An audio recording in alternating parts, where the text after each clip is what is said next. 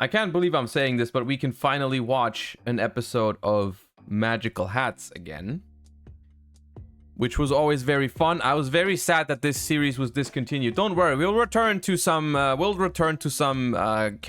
goodness in just a bit, but let me quickly have my food and watch some YouTube. The question on today's episode is, should the sideboard exist? Which I just want to preface by saying, I think there is a big difference between discussing the side deck and between discussing best of 3, because a lot of people, I think that's the same thing. They're like, oh, without a side deck you're basically playing Master Duel, but I don't think that's the same thing. I think there's a difference between arguing that there shouldn't be a side deck and that there shouldn't be best of 3, because I think best of 3 is better than best of 1, because the more games it takes out variance from the game. But I think in modern Yu-Gi-Oh, the side deck in modern Yu-Gi-Oh does not really do what it was meant to do years ago, because I feel like back in the day it was more like you would slightly adjust your deck to be a little bit better in the matchup. You would side a couple of good cards in the matchup, but nowadays I feel like it's just for every matchup you put cards into your side deck that just completely obliterate the match. Right? It's like if I get to go first after siding, I'm throwing in like the most unfair shit that is always gonna be winning me the game if I go first, or if I'm going second, I'm siding cards that, like, you know, Shifter, Evenly, Lightning Storm. If they're being drawn in the right matchup, they just win you the game on the spot. And I think there is a strong argument that a best of 3 or a best of 5 could be a little bit better without a side deck in modern Yu-Gi-Oh. I'm not saying it should be like that. I'm saying that I think you could make that argument that there's a lot of unhealthy stuff that happens, and I think more unhealthy stuff happens after siding than in game 1. I think that's fair to say.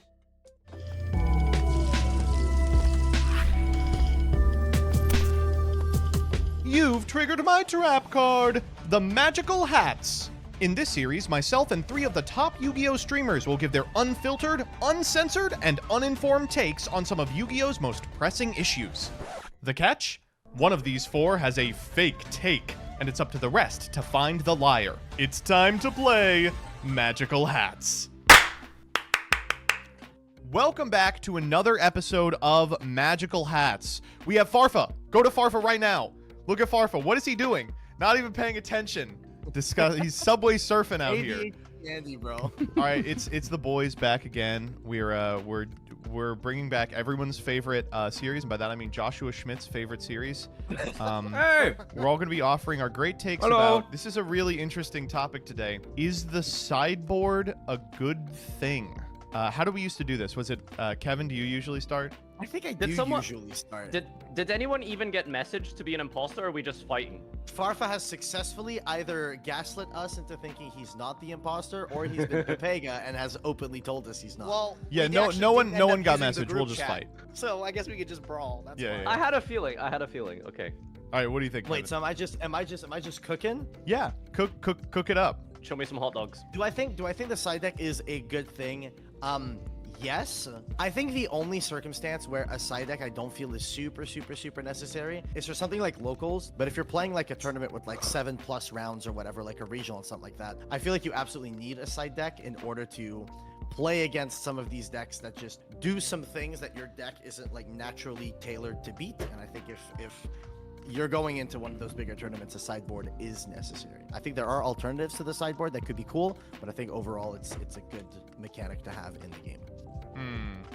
Look at this ADHD Andy over here. What is this? You're forced to not touch your phone for 5 minutes, and you're like climbing on the chair like a kindergartner. Okay, let me go. Go. I'm gonna give a wild take here.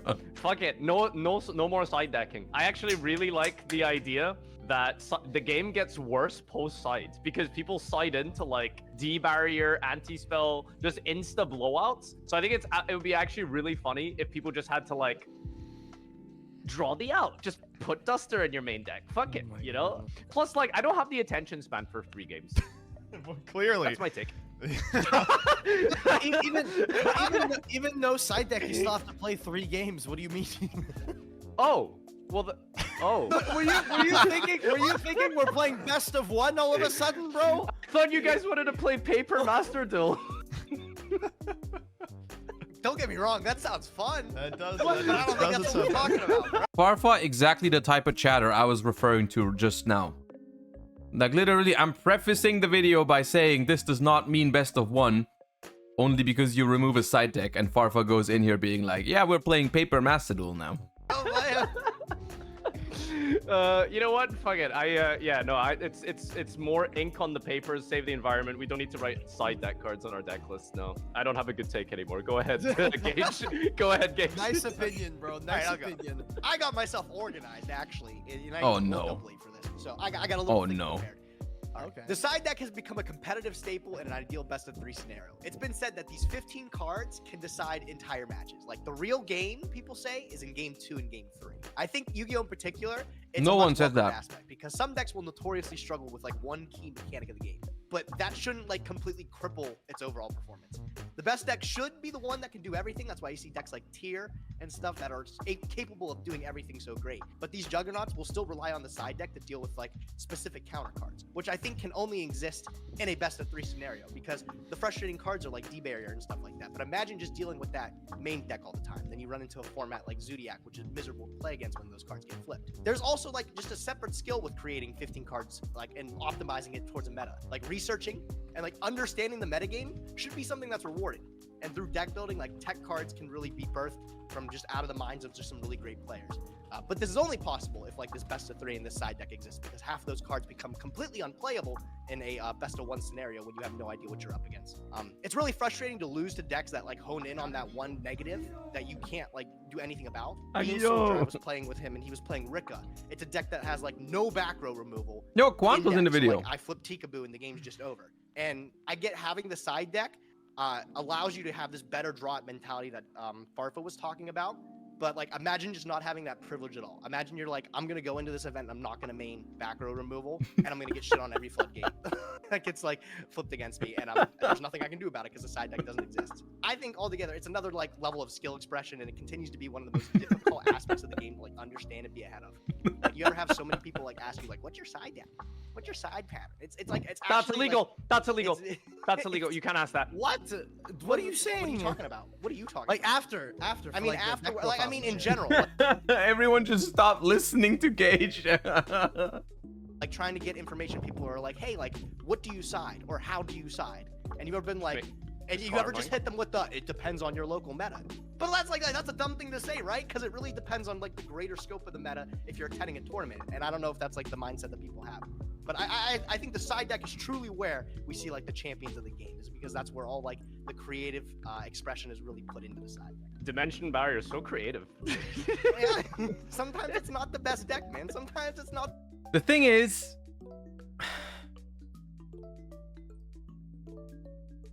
technically, I think the problem here is that we have one side of the argument defending the original idea of the side deck, which is a great idea.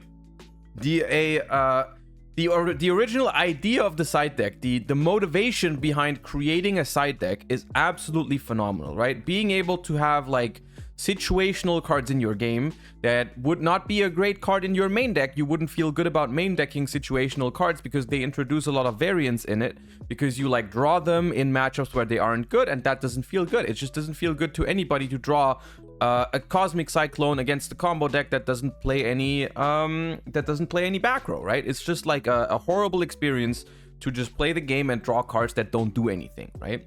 It's not fun, it's not good, it's just not a great experience.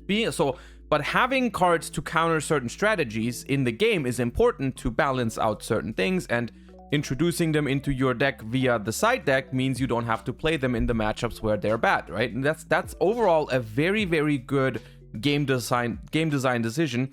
So I am very glad that we have a side deck, right? In theory, the side deck is absolutely phenomenal and one of the best things about competitive Yu-Gi-Oh, probably comparing it to other games where, for example, Pokemon doesn't have it. Pokemon doesn't have it, and Pokemon constantly has to deal with playing random cards in your main deck because they are necessary against certain strategies, but dead against others. So sometimes that's just annoying, right? And that's the theory behind the side deck, right? The theory behind the side deck is great and phenomenal, and that's how the side deck was predominantly used for years, right? But currently, or in the last couple years, the side deck has really turned into a little bit of a different thing, where sometimes people still do it like that, where they side cards that are good in certain matchups, but they're not good enough to main deck them, like Cosmic Cyclone. You see Cosmic Cyclone in a lot of side decks. Cards like maybe Ash Blossom currently is a good example, because that's not great against every deck. It's solid, but you can put it in for the matchups where it really shines. Or you can play Bystials. Bystials are like not generic enough currently to play them in the main deck, but you can side deck them because they are solid in a lot of matchups. Those are some of my favorite side deck cards, just by game design, right? They're like very powerful cards against certain strategies, but not like auto win either, right? They're not completely auto win. You don't auto win a game because you draw a Cosmic Cyclone or a Bystial or an Ash Blossom, except against Branded, but you know what I mean. So like, those are phenomenal cards to have in the game with side deck, but there are a lot of cards in Yu-Gi-Oh that aren't very healthy when it comes to side decking. Like cards like complete blowouts against certain strategies, or floodgates in general, are like, I would argue, not very fun, right? I don't think it's very fun to play a back row deck and then after siding get hit by cards like Evenly, Lightning Storm, Feather Duster, Denko Sekka, or whatever, which is like, you know, a large part of game 2 and game 3 these days is to try and avoid getting hit by those cards, right? And I don't think that was originally the intended purpose of a side deck, right? It's supposed to give you the opportunity to play some situational cards that are good against some matchups. It's supposed to take some cards out of your main deck that aren't good against a certain matchup. It's just like, it's supposed to be like a slight improvement for both players, right? But these days, it's more like you're just introducing huge blowouts for going first or going second into your decks, and it makes game 2 and game 3 a lot more of a high variance kind of thing, right? And so I am very fond of the idea of a side deck. I just think that the execution currently is not optimal. It could be a lot better. It could be a lot better if they maybe paid more attention to card design on certain, you know, and certain blowout cards, certain floodgates, right? Because a lot of the times floodgates aren't good in the main deck because you don't know whether you're going first or second. However, after siding, you will know whether you're going first or second. So it takes away pretty much every sort of balancing to floodgates is pretty much gone after siding, because you know you're going first. That was the only reason why you didn't main deck those floodgates, probably. Like, if you knew you were going first every time, you would probably play floodgates. So I think that's what it comes down to. Side deck, great thing in theory, and has been great for a lot of years, and can really set apart a mediocre designed game from a well-designed game. Could just be the introduction of a side deck, right? I think in theory it makes a game a lot better if you have those opportunities. Just like, also in general, just like more skill in deck building, because there is more decisions to be made, right? It's not just build a main deck, it's also build a proper side deck, right? It's a skill set on its own. So overall, great thing. Side deck should be a thing. Side deck in its current iteration isn't great, because I don't think they've designed some cards carefully enough, because they designed cards like Lightning Storm, which are completely balanced when you look at game 1. If you're trying to main deck Lightning Storm, I think the card is fair, because you either have to blind second, or you have to accept the fact that it's very bad when you have to go first, which overall I think balances out a card like that. However, in game 2 and 3, that drawback, right, of certain cards only being good going first or second, that drawback is completely gone. And I think they should have considered that when they made cards like Evenly, Lightning Storm, Feather Duster, Legal Again, these types of cards, and also Floodgates, which are also very good going first, only it's like the opposite of the example. When they designed those cards, I think they should have considered that we're doing this in a best of 3 and not just the best of 1, because those cards are probably balanced in game 1 because you don't know whether you're going first or second. If you know whether you're going first or second after siding, I think those cards lose all balance, pretty much. So there are problems with the current iteration of the side deck in Yu-Gi-Oh, but it still is a great concept, of course. The best Also, card. Omni, thank you for the 12 months. Appreciate that. I really think the side deck is like mandatory. I can't imagine a best of 3 scenario where it doesn't exist. So I really appreciate that perspective, Gage, and I like that about 30 seconds in, every other person got out some sort of gaming device to just look at. You people need to all go to the doctor and get a very specific test done. No, I got a test. I do not have ADHD. It's confirmed. Oh, jeez. Well, then it's just Yeah, embarrassing, right? I How do you fail the know what? ADHD Okay, test? You should have thank God studied. I'm the only Really love person that playing put anything Pokemon, together bro. for this. This would be the worst episode of Magical Hats in the world if this No, is where we've were had at some the moment, stinkers. bro. This has Okay. been a nothing so- burger. no, I had the reason- Farfa completely on a different side of the road. He didn't even know what the fuck he was talking about. Okay, All right, so teach him a Fair. thing or two, Joseph. yeah, Gage, you're wrong. I'm Yes! regrettably I am in agreement with Why Farfa. yet? If Gage is wrong, that means he's not the imposter.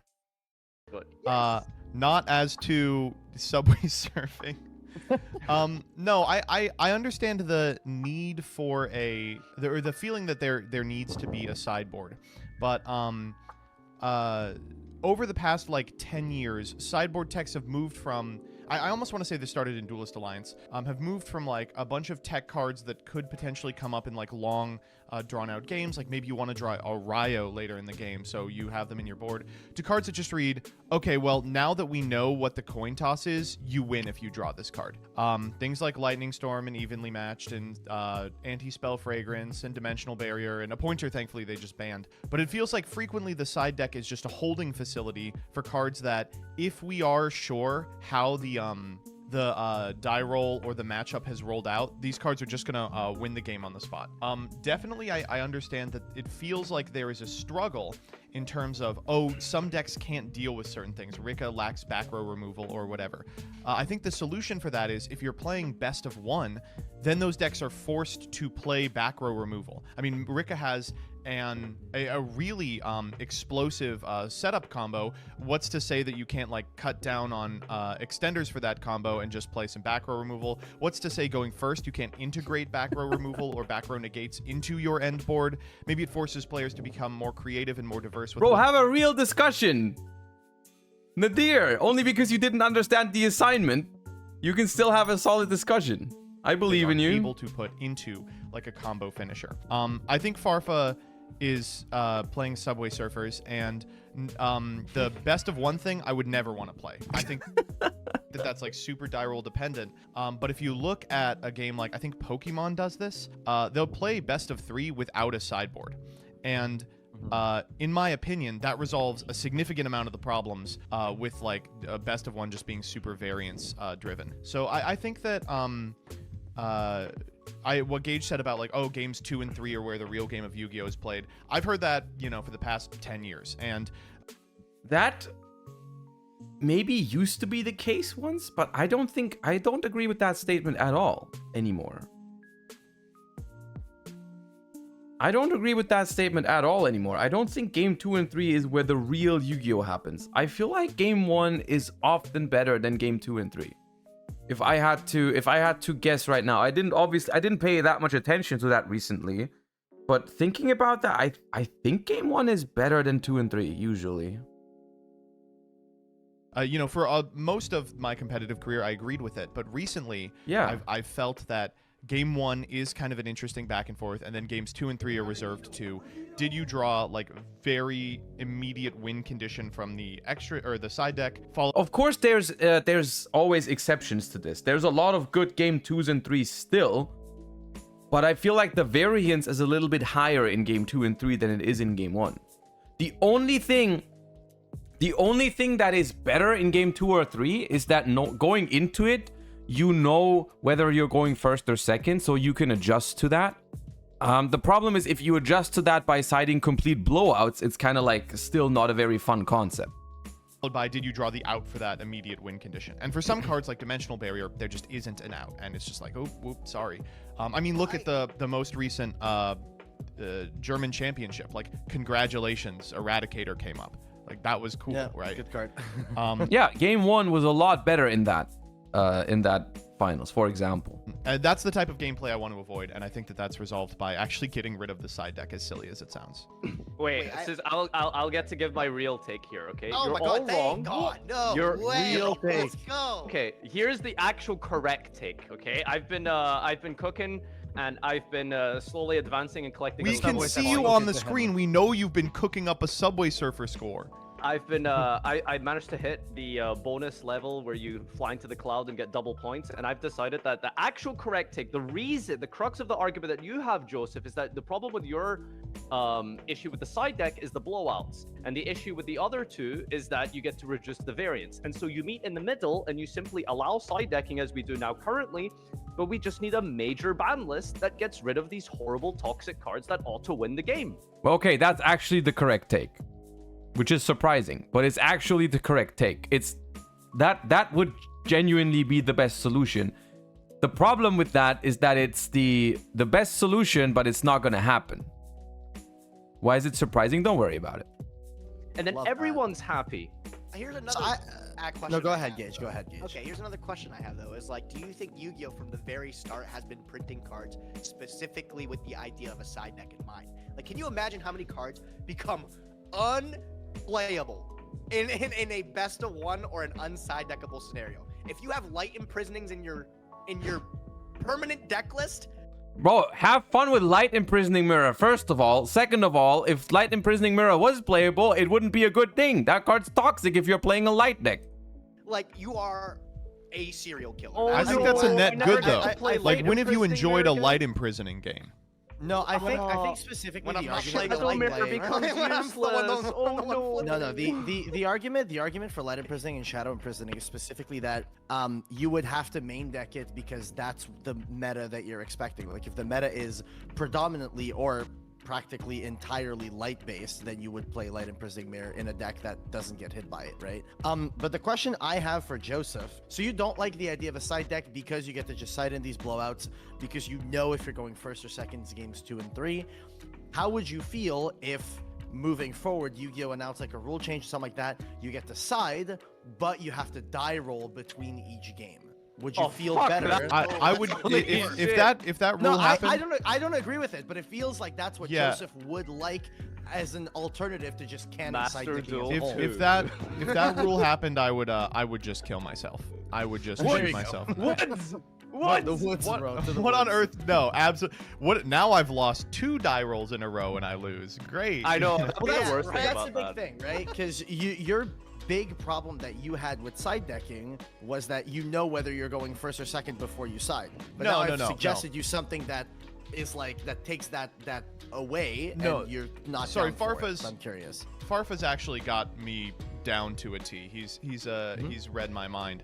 The problem I have is that once you know if you're going first or second, Yu-Gi-Oh printed a bunch of cards that say if you're going first or second, you win the game on the spot. If you ban all those cards, I think side decking is really good. Yeah. I don't know who's having a fake take. here. Gage is the imposter. I don't think anyone don't- has I them. don't- We know they don't have. Yeah, I don't think anybody has the imposter. Good talk, honestly. don't- I I think think- that's yeah, really... Farfa going into it, not knowing what the hell they were going to talk about because he thought no side deck means best of one. Then realizing 30 seconds in, he has no idea what they're actually going to be discussing, so he turns to Subway Surfer, plays Subway Surfer for like 5 minutes, then thinks about what they were actually going to talk about, comes up with a take on it, presents his take for like 30 seconds, and then is like, good talk, guys. Good talk. I'm glad that we talked about that. I don't like Kevin. That is like the farthest thing I think from a decent idea is like you re-roll in between because like Joseph said, imagine you miss the first die roll and you go second, and then you miss the second die roll and you go second. Yeah, I And hate that too. and I completely think there hate are that. cards I that just- like there's no cards that like I think auto say win going second, but I think like going first has always been Reboot was way better, strictly better. And then Yeah, going first is really OP in Yu-Gi-Oh. Yeah. Always has been. And But they that's keep why printing they cards and printed making so going many first better. abs- It's great. This is why they printed so many absolutely beyond fucked cards. Because pull siding, if you Yeah, drop then they banned reboot, them.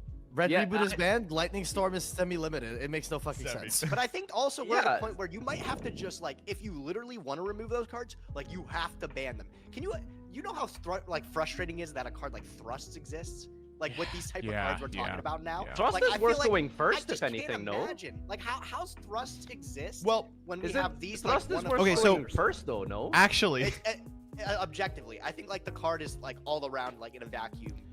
Unbelievable. Thrust is crazy. One of the Thrust I best don't is know. an I think unbelievable I think card. Thrust is fine. I think ideally, in a world in which we don't have side decks, the role of cards that are good, like going second, but maybe you won the die roll or something, are these modular cards like Thrust and Talents and Forbidden Droplets that have like application going first, but are crazy good going second. Like that's I think how you can account for the variance of the die roll even in a format without sideboards. I'm gonna be honest. I cannot imagine Yu-Gi-Oh without a side deck. I just feel like if you cannot side deck in Yu-Gi-Oh, to me, like that's, I feel like tournaments would be a sack fest more than they are already. Just in the sense that you'd have to like main deck all Get these the like wrong weird matchups and shits. stuff. And yeah, the moment you get a bad matchup, it's like, well, GG's. I do not have it. Well, Like that's metagaming, if you're playing though, a right? deck, That's already true. Yeah, I will say actually, More or though, one less. thing that like, Why did that happen? Hello? I think what I was about to say is let me just rewind a little bit. That's already true. yeah, I will say actually, More or though, one less. thing that like, one thing that you look back at this game maybe a decade ago, and I think this outlook would have been completely different. Like I think. Oh yeah, okay. No, I was gonna say something about that. Yeah, I think like up until maybe 2015 or something, we would have never had that discussion at all, right? We would have never had that discussion at all if we were looking at the game in 2015 or before then, right? Because up until that point, there wasn't really that much of like completely blowing out a matchup. The only real offenders I can think of that would do that would be like sometimes it would be something like Light Imprisoning Mirror, Shadow Imprisoning Mirror in like the early 2010s. Maybe something like Eradicator sometimes, but that was only really cited when the decks got really out of hand, like Spellbook. But for the most part, no one really cited completely auto-win cards back then that would just completely blow out a matchup or anything. That just wasn't really a thing. That anti-spell specifically is the reason why I mentioned 2015. I said up until 2015, we wouldn't have had that talk. Because that's the first time I remember where it was just like a card that pretty much every deck could side that completely beat a deck in the format, which was like Anti-Spell Fragrance, right? Anti-Spell Fragrance was like the first time that I remember where like every deck in the format could basically beat Pendulum by drawing that card, right? It was like beforehand that wasn't really a thing. Also, another thing, and some people are not gonna like what I'm about to say. Some people are not gonna like what I'm about to say, but there was a time in Yu-Gi-Oh! Where the main decks were more diversified to the point where every deck had outs to floodgates. Like MST was a main deck staple, and other like just like generic forms of different removal were playable. And I know the argument of draw the out is not a very good argument when it comes to floodgates, but it's just a matter of fact that if you play Edison format, for example, you're not gonna auto lose to Royal Oppression as often. Royal Oppression is, don't get me wrong, it's an incredibly busted card, even in Edison format, but I don't remember the last time I automatically lost to a Royal Oppression.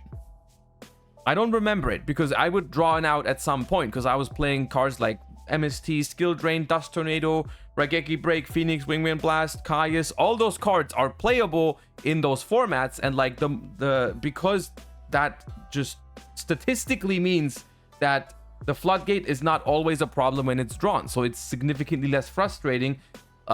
Whereas in modern Yu-Gi-Oh, if a certain floodgate hits the board, your deck probably doesn't have those cards in it, unless you're playing like a runic deck specifically that has outs to floodgates, but most decks realistically don't currently.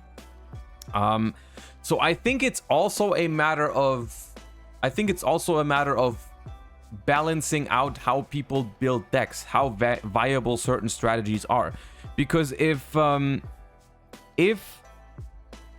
back row in general was a little bit better in Yu-Gi-Oh, then maybe back row removal would also be a lot better and main deckable, and then we wouldn't have to worry about siding for those matches. It's a lot of this has turned into a floodgate discussion more than anything.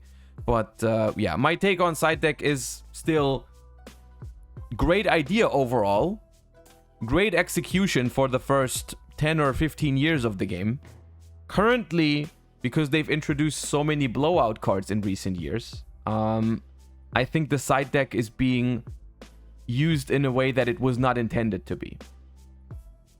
Is my take on this. And I'm not saying they should remove the side deck. I would rather have the Farfa solution where they remove the blowout cards and make the game like... Basically, the blowout cards are kind of a necessary evil right now. But if you can maybe tone down the power level of the game a little bit, they might not be necessary. And I would prefer a world where the blowout cards were gone, and the strategies that make people require blowout cards should also be toned down a little bit. It's only as of like currently in the last like few years that we've seen these. The question is now, who's the actual imposter? I don't think Farfa is the imposter because his take just makes sense. I can see that being a Farfa take. MBT's take is reasonable. I don't think that's an imposter situation. It could be Coder, or it could be just Gage. I'm gonna be honest with you, I don't even know exactly what Gage's stand was, because he said something along the lines of the real Yu-Gi-Oh happens after game 2 and 3, which I think is a crazy take to have, which usually means Gage is not the imposter. So from that logic, it has to be Coder. That like trap trick into a pointer. Oh, okay, GG. Or like into like dimensional barrier and stuff like that. Like I've been playing a lot of Edison recently, and there's like cards like Light Imprisoning. I got shit on by fairies, dude. The guy summoned Christie and I flipped Light Imprisoning. It didn't do anything. I got my shit rocked still. So there's no cards in like Edison format side decks that auto win you any games. And the format's so diverse that you can't account for that. Yeah. I think the biggest a problem... side deck in those scenarios is fantastic. But we've hit a point, like... I think. Go ahead. I'm sorry. I'm rambling. I feel like this whole discussion and this whole topic kind of stems from like the real root of it, as the issue being that going second sucks, and to compensate that you have to print absolutely busted cards, but when you do draw those cards it's fucked. So it's like, really, I feel like the problem is with Yu-Gi-Oh is going second is really bad. How do you make Yu-Gi-Oh better for going second without having to sort of print all of these absolutely insane cards? I think Yu-Gi-Oh should become a 3-player game so that going second is better than going third, so then there's no more complaining. But then going third is so bad, dude, so we have to introduce the 4th duelist. I think like when decks really focus on just hand traps though, and it's like hand trap type metas, I think sometimes those are really good ones. The ones that like the boards that don't auto lose to evenly matched or a lightning storm. Like I think the ones where they're like, okay, or you can even play around those types of things and still make like an efficient turn 1 board, like a Rise Hard Pass, right? I think probably what I would say in general though is that, and I really appreciate that we're able to have this discussion, because as little as a couple of years ago, it would have just been like, no, you're fucking wrong, you dumb, bad Andy. I think we are kind of isolating that there are formats where the side deck is absolutely critical and super good for the game, like Edison, like Gage is saying. And there are formats where the side deck might actually be like a pretty toxic part of Yu-Gi-Oh! Like branded Despia Sword Soul form. I think it's just like how the regular formats of Yu-Gi-Oh! Have their ups and downs. I think the same is true for the side deck. There's formats where the side deck is absolutely great and does exactly what it's supposed to do. And then there's formats where like certain decks are there where you just need cards like, you know, the barriers, the lightning storms, the feather dusters, the anti-spells or whatever. So I think it comes down to the idea of the side deck is just phenomenal. But what is causing the side deck to be abused, right? What maybe the side deck I don't think is ever the root of the problem, like Farfa said. I don't think it's ever the root of the problem that we have a side deck. It's rather that those cards exist. So we have to ask the question, why do these cards exist? Do they have to exist? And if there are other strategies that justify cards like Lightning Storm, Evenly, and Floodgates to exist, right? Because you can't beat certain strategies without those cards, then maybe we should also ask the question, should these strategies that require those cards in the game even exist in the first place? You know what I mean?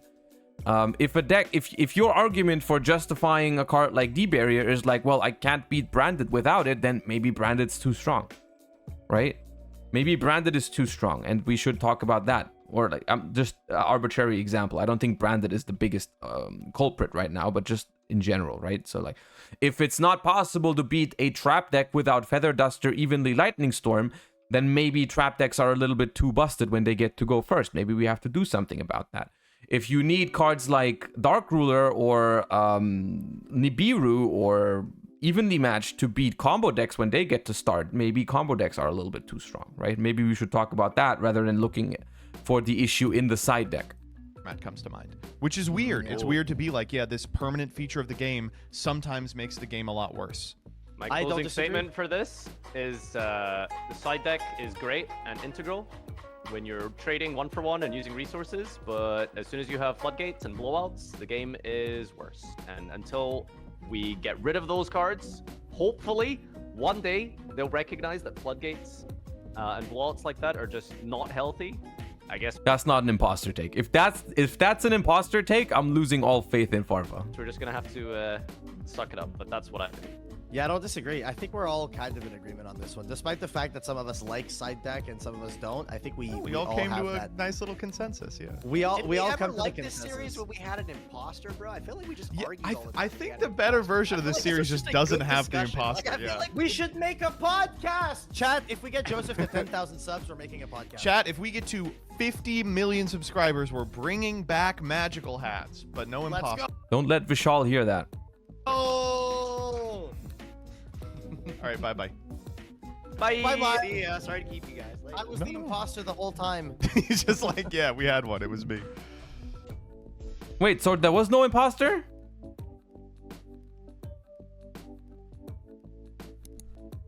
Okay.